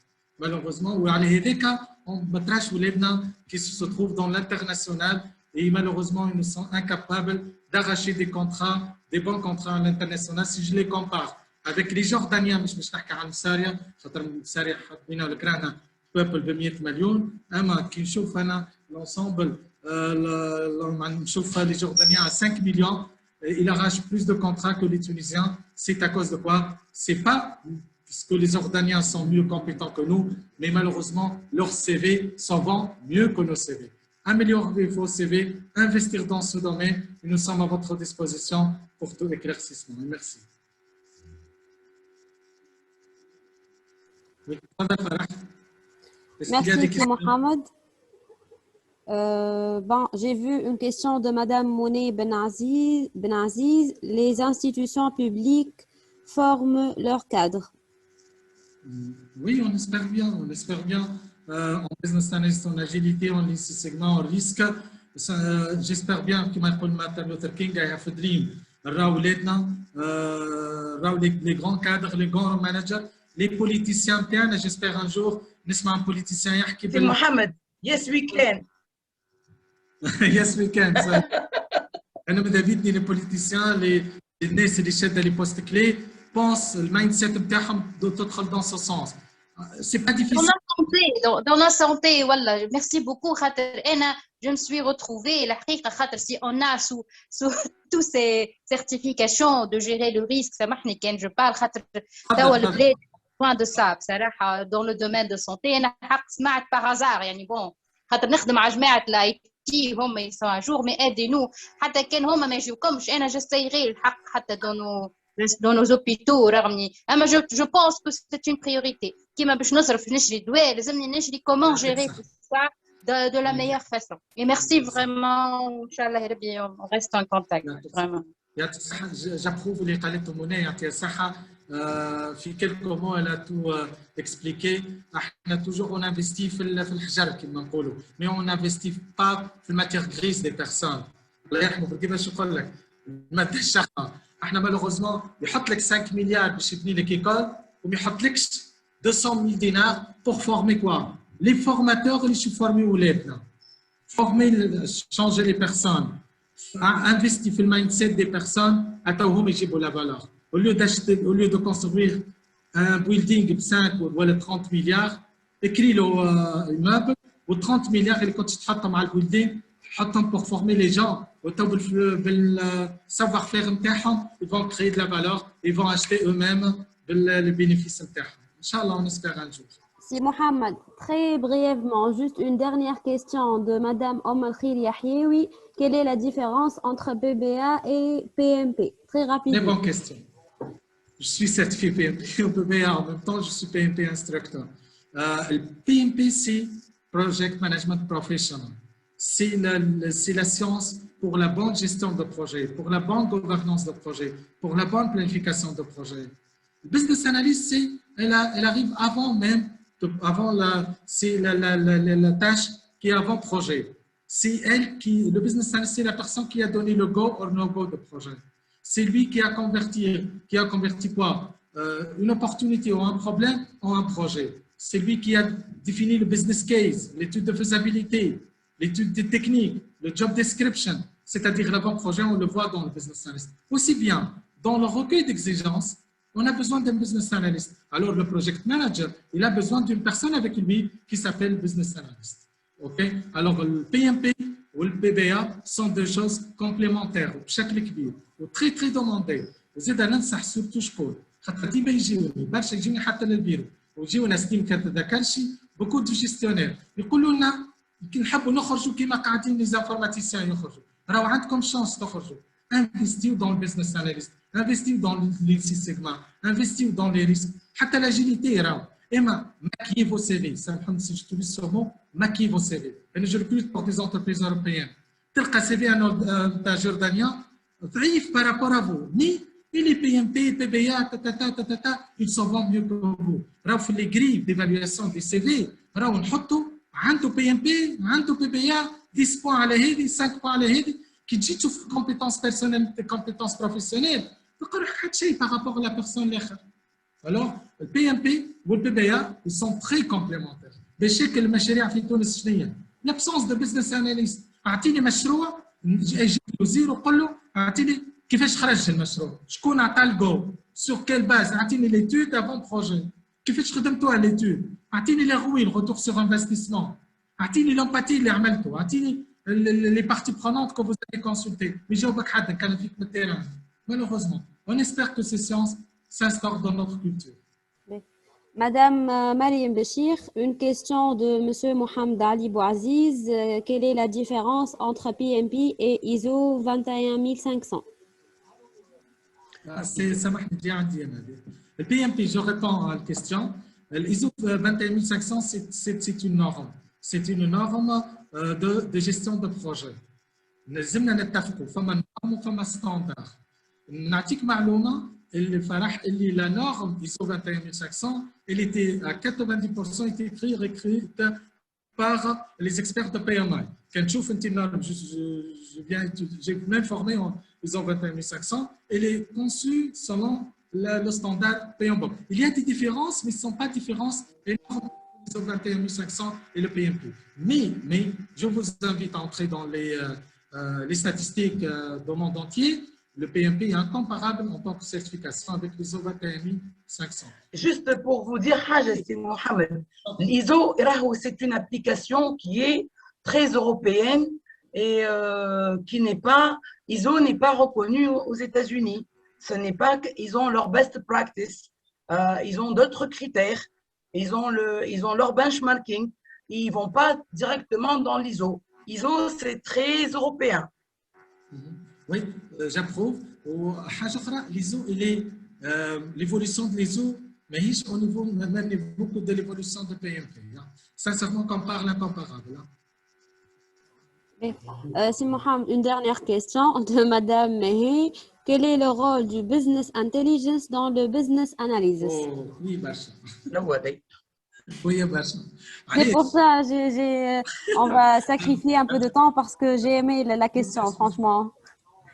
احنا نصمم لهم سيرفيس على السيرفيس لهنا نقول لك بور لي سيرفيس سامحني لهنا انا جي ترافاي بوكو en business intelligence depuis 2006 جي ترافاي sur SQL Server sur Oracle اصعب حاجه في البزنس اناليست سي كوا البزنس اناليست هي سي لو recueil des exigences des parties prenantes يعني هي اكبر مشكله نخدم سلامه اكبر مشكله نعانيو فيها في تونس شنو هي انا جي ترافاي دون دي j'ai travaillé dans le projet du ministère de l'Environnement. خدمت في 5 projets على الأقل في business intelligence. أكبر مشكلة. Je peux poser une question. Une seconde, Samia. سامحني. Alors le business intelligence, les prérequis de business intelligence, c'est une maîtrise de l'environnement. Quand je dis maîtrise de l'environnement, c'est-à-dire vous avez bien identifié toutes les parties prenantes qui se croisent dans votre framework de business intelligence. Il faut bien identifier leur attente et leur intention, leur KPI. Quand je parle d'attente et intention, c'est-à-dire que vous avez bien identifié les KPI des personnes qui se croisent dans ce produit-là. Okay? Alors, le business analyst, c'est la personne qui représente le support pour l'équipe BI. D'ailleurs, Mohamed, si tu permets, j'aimerais ajouter une petite chose. Actuellement, nous sommes en mission d'accompagnement chez l'une des grosses boîtes publiques ou peut-être semi-publiques, pour travailler sur la partie data mining, data science, BI, etc. C'est-à-dire dans le département data science d'une façon générale. Et on est en train d'appliquer le process qui a été présenté par Si Mohamed tout à l'heure, avec l'étude de maturité, le plan d'action, etc., la préparation de l'avant-projet, l'analyse des parties prenantes, l'empathie, etc. On enchaîne avec de l'agilité.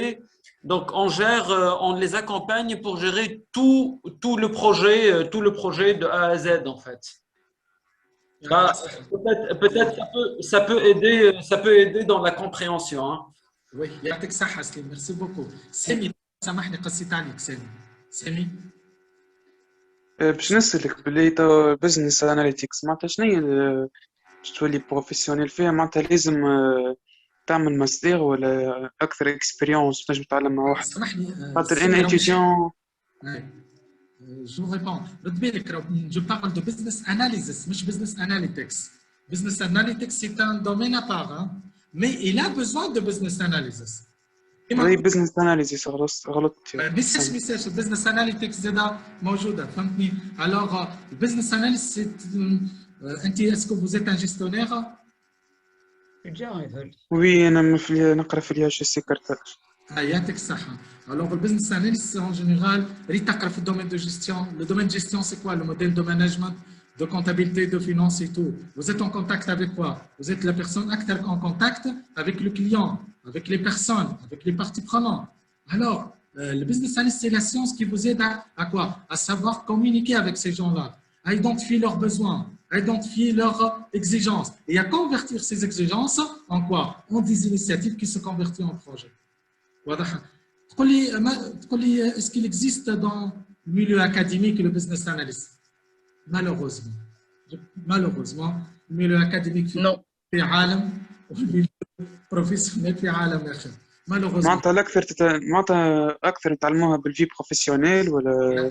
أنت أخلق سامي تسمع بي سؤال سامي. نمشي نعمل ستاجات ولا كيفاه عليه ولا ما نعرفش. أنا خاطر أنت ديما نيسني. فهمتك. أنا تو نبعث لكم عنا حتى ديكور نحبك تدخل باباك. بزنس اناليست بودي اوف نولج تنجم تبعثوا لك حتى نجم نبعث لك اي تفضل هيك فرحت وتبعث لكم الكل. انا نقول لك سامي واي اتيديون واحنا داو السي سليم بحدينا وسي عبد السلام وكنت انا انسينيون كيف جاده في الجامعه. نقول لكم ولاد الجامعه يفو كريي خلي الميليو اكاديميك يعني سيتادير مش خلي يعني تو ليس الميليو اكاديميك اقرا على روحك. Pour avoir votre diplôme, tu investis dans d'autres axes professionnels. إن شاء الله كي تخرج تاخذ ميتريز ولا الماستر تكون عندك double casquette. حضرت روحك للبروفيسيونيل. Tu as eu des diplômes internationaux et en parallèle le diplôme académique. نجم معناتها ندبروا دي ديبلوم انترناسيونال بيه.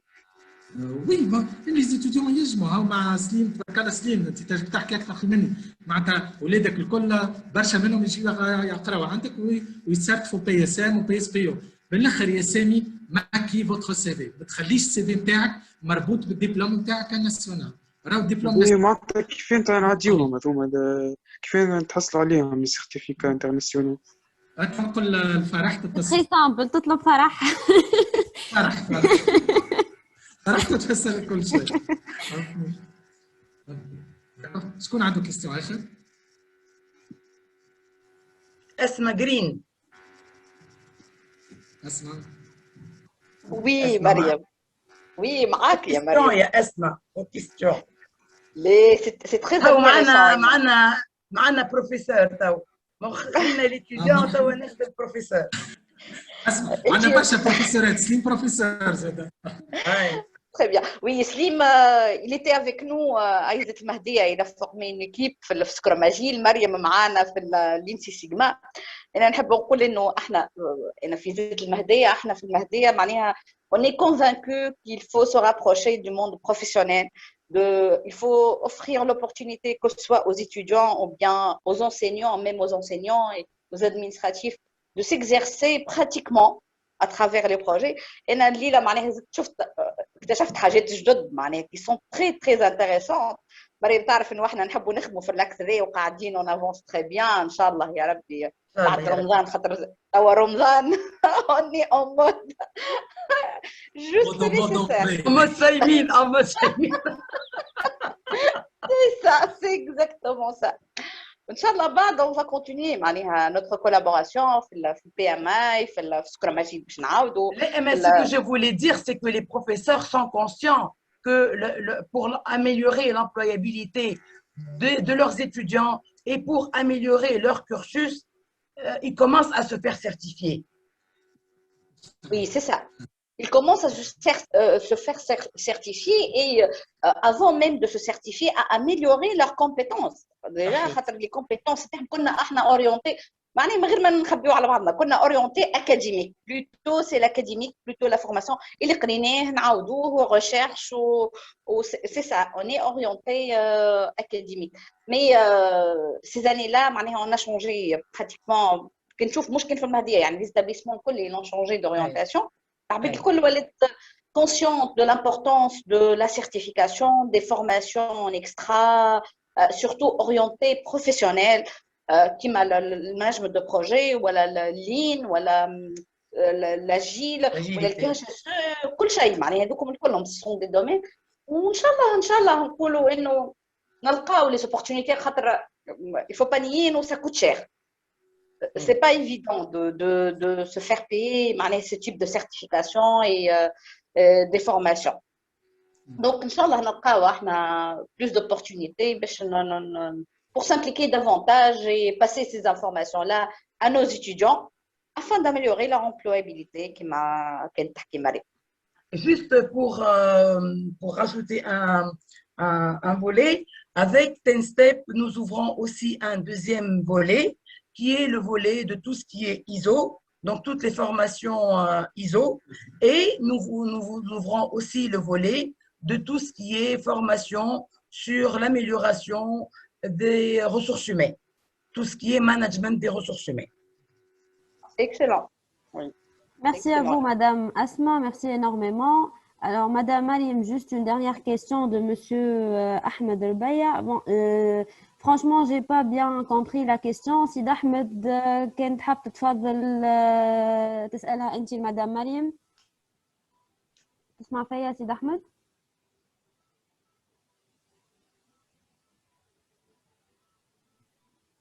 باهي نقولها لك Madame Mariam الكيستيون مع الثلاثين تفهمها. باهي est-ce qu'il est nécessaire أو يتكلم oui سيد أحمد. عسلامة مدام مريم. عسلامة سيد أحمد. بربي بوزي لا كيستيون حبيت نقول لك est-ce qu'il est nécessaire d'être certifié en green belt lean management قبل ما نكون certifié en Lean Six Sigma ou non? Non, pas forcément. En fait, le Lean Management ou le Lean Six Sigma, bel que nous totalement séparés. Bien sûr, il est préférable de faire du Lean Six Sigma puisqu'il fait du Lean et du Six Sigma.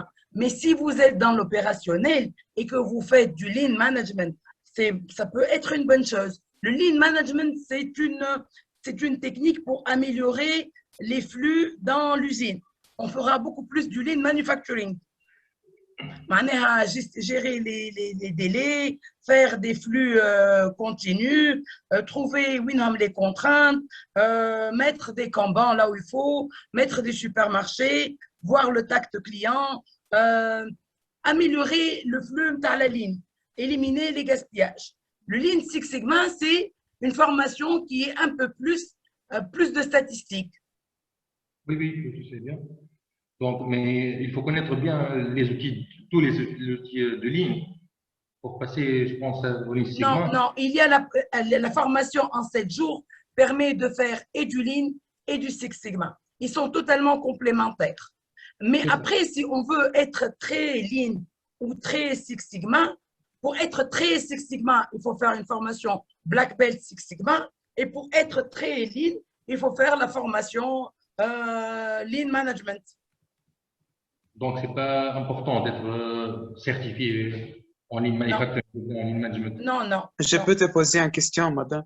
D'accord, merci. Mariam, Samahni et Farah, on a pris un étudiant, il y avait Semi, il y avait Madame Asma, enseignante, il y a Silas Had Mzrandi avec nous, peut-être je me trompe, Silas Had. Il m'a semblé que vous êtes directeur général de l'innovation de l'enseignement au ministère de l'enseignement supérieur ou à la NRAL de titre. Bon, c'est pas tout à fait ça, mais bonsoir Slim, bonsoir Mohamed, ça fait plaisir de vous voir et je suis ravi de participer à cette séance d'exposé pour me retrouver un peu par rapport à ce que je faisais avant, il y a plusieurs années quand j'étais en génie industriel. Mais aujourd'hui, je suis dans le poste de directeur général de la rénovation universitaire. Donc, c'est autour des programmes universitaires. Et donc, en écoutant quelque chose qui m'a semblé un peu intéressante, mais à la fois autour de laquelle je me pose beaucoup de questions actuellement, vu mon poste aussi. C'est la question de la certification des enseignants et même des étudiants.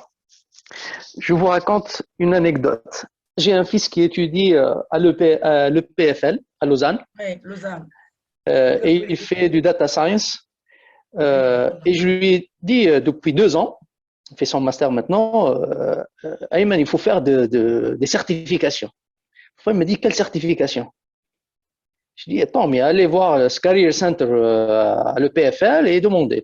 Il est allé, il me dit, non, nous, nos étudiants ne font pas de certification. C'est notre diplôme qui est notre certification. Nos enseignants ne sont pas certifiés. Et donc, est-ce qu'il s'agit d'une mode que nous, en Tunisie, et comme en Moyen-Orient, c'est un peu, les gens sont portés vers parce qu'il y a moins de reconnaissance de diplôme universitaire par rapport aux établissements de premier rang, qu'ils soient aux États-Unis, en Europe ou ailleurs, au Japon ou autre. Est-ce que vous avez fait du benchmark? Est-ce que les étudiants sont obligés d'être certifiés? Est-ce que les enseignants sont obligés d'être certifiés? Je me pose cette question. Je n'ai pas d'élément de réponse, à part celle qui m'a été racontée par mon fils il y a quelques mois d'ailleurs, et j'ai arrêté de râler et de le pousser à faire de la certification dans son domaine qui est le data science. Voilà.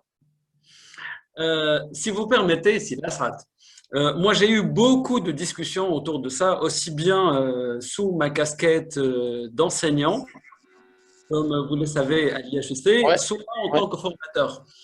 En fait, d'ailleurs, vous avez dit quelque chose. Moi, je dirais, ça répond à moitié à notre question. Ben, aujourd'hui, notamment pour les personnes qui visent de partir à l'étranger et de travailler dans des multinationales, ben, ils trouvent leur, comment dirais-je, leur refuge pour avoir une reconnaissance de leurs connaissances au niveau des certifications internationales. Parce qu'aujourd'hui, en faisant un entretien chez l'un des Big Four, en France, à Paris, à Londres, aux États-Unis, etc., ben, ils peuvent facilement faire une remise en cause d'un diplôme tunisien ou autre. Mais par contre, personne ne pourrait remettre en question ou remettre en cause une certification du PMI ou une certification de Scrum.org ou une certification d'un organisme international en Lean Management, en Six Sigma, etc. Donc, je pense peut-être les gens cherchent de la reconnaissance sur le plan international. Et d'ailleurs, la question de notre ami ici, Semi, qui est étudiant à l'IHEC, il a dit, ben, je pense elle va aussi dans ce sens. Il a dit, mais où est-ce que je peux trouver ces certifications puisque j'aimerais passer des entretiens et j'aimerais partir à l'étranger et… Vous voyez, je confirme, monsieur Lassad, que le diplôme tunisien معناتها نقصوا ما عادش فما reconnaissance ديجا حتى كي تحب تخرج لبرا تكمل ماستر ولا تعمل ماستر ما يقولك تعاود ليسانس ديجا ماجوريتي ولا يعاودوا L3 L2 ما فماش reconnaissance du diplôme tunisien. Non, non, ça c'est un autre problème. Ça c'est un autre problème. C'est dû à notre système d'évaluation. Ça c'est un autre problème. C'est que parce que vous passez avec des moyens et non pas des crédits. Et c'est quand ils voient le nombre de crédits que vous avez cumulé sur 3 ans, c'est pas 180 crédits, ils vous disent ah vous avez 150, il faut refaire une année ou un semestre. Donc ça c'est un autre problème. Mais aujourd'hui quand vous dites, je suis désolé de vous interrompre un peu comme ça, mais quand vous dites c'est-à-dire nos étudiants ou nos diplômes ne sont pas reconnus, regardez les diplômés en informatique des écoles d'ingénieurs, ils sont recrutés lors du PFE. Ils n'en sont pas certifiés. Parce qu'il y a de la demande, il y a une reconnaissance aussi du niveau. Et quand ils partent à l'étranger, c'est-à-dire ils sont là, les médecins, bon, c'est vrai que c'est différent, hein, on ne parle pas de la même chose, la question de certification, mais tout simplement, il y a un examen pour l'équivalence parce que c'est un peu délicat comme domaine. Mais pour les ingénieurs, regardez, ils partent tous à l'étranger. Si j'ajoute, M. Lassad, si vous me permettez,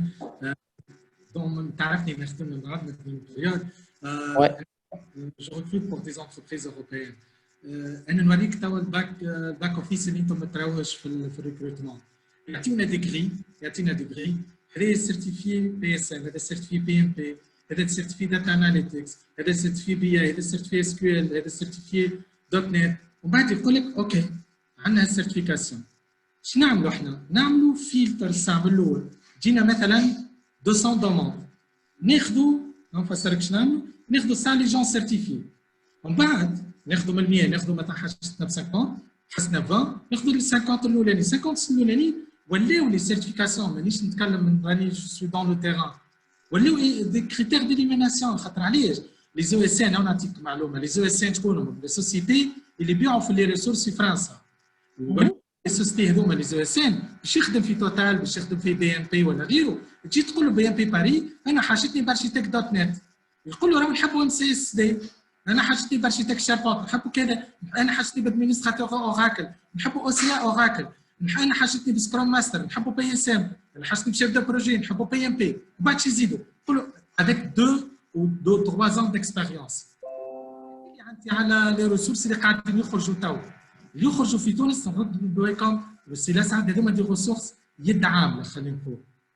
اما لي qui sont bien payés, راهو لازم يكونوا سيرتيفي. فما دو فاريتي ناس قاعده تطلع لفرنسا، انا جو ريكروت وعندي شركه في فرنسا تنستا فرانس، عندنا دو فاريتي. فما الفاريتي الاولى اللي هما يكونوا سيرتيفي وتكون السالير نتاعهم فوق ال 45000 يورو، وفما اللي سامحني في الكلمه يد عامله حاجتنا بدي ديفلوبور جافا جو مون فو دو سا كومبيتونس، المهم يعرف يمانيبيولي ويريجل يطلع يخدم لنا في جي 2 دوت نت اوراكل انت سويت. محمد l'exemple de l'EPFL n'est pas un exemple représentatif. l'EPFL قداش تاخذ من étudiant في العام؟ تاخذ 50 60 déjà معناها l'entrée à EPFL. لا اكثر برشا، لا اكثر، لا non c'est plus que 400 c'est plus que 400 c'est plus que 400 500 اي فوالا déjà معناها هذوك مصفين سي لا كريم دو لا كريم. مدام مريم احنا نحكوا على تونسيان، نحكوا على انا ولد يونيفرسيتي تونسيان يزيو قاري في الانسي ديوا. اما نقول لك جو سوي توجور فيير دو زونيفرسيتي. قلت انا سي لاسا ماكي يفو ماكي سي في لي زونسينون تاعنا ماذا بيتهم يماكيو نو سي في. انا خدمت مع الاردنيين، راهو الاردنيين كومبيتونس نتاعهم متاكد سي لاسا 1000 fois mieux compétents. سي محمد كلمه ماكي دون لو سونس امبيلير. سامحني مريم، توانسه انا شفت توانسه 1000 fois mieux compétents que les Jordaniens. Les Jordaniens, ils savent maquiller leur CV. Les Américains نفسهم، les Indos، خدمنا مع الهنود نحكي لك سنين، الهنود خدمنا في سانكارد الكل، راهو الهنود راهو السيفيات نتاعهم نقول لكم بومباردي باللي سيرتيف باش يعرف يبيع روحه. اما التونسي مش اقل منه. التونسي محتاج نعاود الكلمه ماكيونو سي يا محمد شو انا فاهمك sur ce plan. Ma question c'est que est-ce que dans les écoles américaines et les écoles européennes خلي لي الهنود وخلي لي الاردن وخلي لي je ne sais pas qui de côté, d'accord, et quand on se compare احنا كنا كيف فرد بان peut-être. Est-ce que on leur tient un discours et on leur demande de faire de la certification de la même façon qu'on leur demande ici? C'est tout. Ma question est très simple. كنتحي البارتاج Que ce soit par rapport aux enseignants, que ce soit par rapport aux étudiants. مريم نحي لي البارتاج. Si tu permets, Mohamed, en attendant, parce que je pense qu'on a beaucoup débordé et on va clôturer à 11h. Comme ça, tout le monde est rassuré qu'on va clôturer. Alors, on n'est pas en train de dire voilà, l'assertif à l'enseignement ou l'enseignement à l'assertif. Bien sûr, c'est complémentaire. Mais aujourd'hui, personnellement, même si j'ai fait des études à l'étranger après, mais je suis un pur produit de l'école et de l'université tunisienne et j'en suis fier d'ailleurs. Bon, après j'ai continué mon parcours, mais il y a une complémentarité qui permettra d'avoir une plus-value. C'est-à-dire aujourd'hui, la certification ne vient pas dire non, tu fais pas un diplôme, tu fais pas de licence, tu fais pas de cycle d'ingénieur, etc. Mais si j'ai 200 ingénieurs, 200 CV entre les mains, eh ben, s'il y a quelqu'un qui a une certification internationale, ben, il y a une added value, il a une plus-value sur le marché et peut-être il augmentera sa chance pour être retenu et être recruté. Donc, je pense que le discours est plutôt dans ce sens et non pas de faire je fais ça ou je fais ça. Bien sûr, c'est de la complémentarité. Je suis entièrement d'accord avec toi, Aslim. وحتى سي لاسعد متاكد اللي موافقنا. سي لاسعد اكثر بلاد فيها سيرتيفي بي ام بي في العالم هي لي زيتازوني. اكثر بلاد فيها سيرتيفي بي بي اي ou PSM ou PSPE sont les Américains. Ça, je le sais. J'étais membre du PMA les années 80, Rani. Donc, juste pour ma question, là, elle était très spécifique par rapport aux étudiants et non pas la certification en soi pour les professionnels. Ça, je suis tout à fait d'accord. Mais je parle pour les étudiants qui sont en cours d'études, à la sortie, ou pour les enseignants. Est-ce que l'obligation, la demande d'être certifié, parce que je l'ai entendu dans l'une des 4 présentations, je me pose la question là-dessus, donc c'est tout. Voilà. Les enseignants, on doit les certifier. علاش؟ خاطر في السيرتيفيكاسيون تاع لي زونسينيون تاعنا يولي حتى الكور نتاعو السي لاسعد يولي بلو اورينتي بروفيسيونيل. انا نقول كان ولادنا انا اي هاف دريم وكان يبدا عندي في كل ايكول او مينيموم 10 سيرتيفي بي ام بي. راهو البي ام بي باش تعطيه ولا البي بي اي ولا الاي سي بي ولا الريسك باش تعطي للانسينيون جارغون اخر. يعني حضرت وقت يجي يقري ليتيديون نتاعو يقري بالجارغون بروفيسيونيل. ما يقري مثلا يجي يحكي على جيستون دو بروجي مش نقول كري ان بروجي سي با كوا.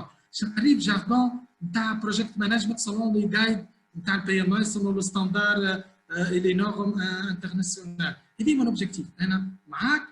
Je préfère les enseignants plus que les étudiants. Les enseignants, وقت يسرتفوا كما ترى في لي سيرتيف هذوما يوليو يعطيو جارغون يبيعوا جارغون جديد.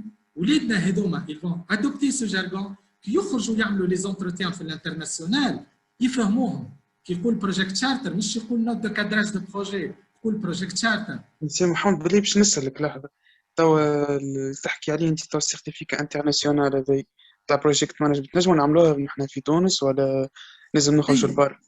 لا في تونس مثلا لي ستوديون ما يعملوش بي ام بي سي لاسا نو با لي دروا دو فيغ بي ام بي لي ستوديون. وي جو سي في السي بي ام سيرتيفيكي تاع بروجيكت مانجمنت في البزنس اناليزيس ما عندوش الحق يعمل بي بي اي يعمل او سي بي اي. او سي بي اي ديستيني بور لي ستوديون. الوغ فما دي سيرتيف انا حبيت نقول كما قال سليم لي زيتود جو سوي تري فيير. انا ولد ليكول لانسيت عملت فيها 3 سنين وتوجور جو سوي فيير وما ننساش اللي تعلمته وسادتنا فوق ريوسنا. اما نحب ولادنا يزيدوا كل كوش الاخرى بخلاف الكوش اكاديميك. قلت الكلمه اون ماكينو سي في والجارغون في الانتروتيان كي حتى ما يعملش سيرتيف لو فات يقرا كور ان مانجمنت، يقرا كور في الريسك، يقرا كور في الاجيليتي، يقرا كور في لين سي سيغما، كي يدخل في اونتروتيان في الانترناسيونال يتكلم بلغتهم، ما يتكلمش بلغه نتاع ديكور اكاديمي. وراو كي نقريو ولادنا سي الاسعد ونسرتفوا نقولوا ولادنا يعني لي زونسينيون، نسرتفوا لاخواتنا لي زونسينيون راهو باش يعطيو دفعه جديده للجامعه التونسيه. وانا جو سوي بري سي الاسعد نجم نتلاقاو بينيفول، نقول لك بينيفول انا بالنسبه لي ولد الجامعه التونسيه ونحبها ديما الاولى. جو سوي بينيفول وعندي ميم ان بروغرام كامل كون بو لو ديفلوبي افيك لي زونسينيون وانت تنجم تاخذو اون شارج. مرحبا. Merci Mohamed, comme toujours vers l'avant. Inch'Allah Rabbi يوفقك ويوفقكم الكل ويعطيكم الصحة. مع بعضنا الكل ان شاء الله. Merci. Merci beaucoup, c'est Lassad. Merci, c'est Mohamed. Merci, c'est Slim. Merci, Madame Mariam. Merci, c'est Merci beaucoup pour tout le monde. Merci. Alors, les femmes a plein de questions, mais malheureusement, on doit respecter l'horaire. Donc, j'invite Monsieur Emin Chari, Madame Habiba Amous, Madame Shaima Soltani et Madame Mehe de me contacter en privé. Donc, le numéro est 97 909 48. On est toujours ouvert pour les réunions. concernant le certificat. Concernant أي حاجة تخطر على بالك تنجم تكلمني à tout moment نجاوبك على الكيستيون نتاعك الكل. مدام شيماء زاد مدام ماهي لازم تبعث لنا الميل ولا ميل فرح@tensté.tl موجودين ديجا في السلايد، موجودين على الباج نتاعنا تنستي تونيزي. on est toujours les pages نتاعنا à jour. Donc زاد مدام شيماء et madame ماهي je vous invite pour des réunions. On est toujours ouvert, que ce soit par Zoom, que ce soit on se déplace partout dans la Tunisie. J'ai vu quelques questions sur les 4C ou le col. On a fait plein de projets avec 4C. On a fait IHEC Sphère, on a fait IZ Chargué, IZ Trad, plein d'entreprises. Donc, marhaba, que ce soit Djouba Hdena ou Djouba Hdeka. Vous invitez, c'est l'Assad. C'est l'Assad. من الريفيرونس نتاع تونس في الجامعه التونسيه. Bien sûr. مرحبا بك سي الاسعد وا très bientôt. Donc كل شرف نقابلوا ونقابل les participants نتاعنا الكل. Alors bon courage tout le monde. ان شاء الله عيدكم مبروك. Ça y est العيد dans quelques jours et صباح على خير الناس الكل. Merci tout le monde. Merci. على خير. Merci beaucoup. على خير. Merci à vous tous. صباح على خير. صباح على خير.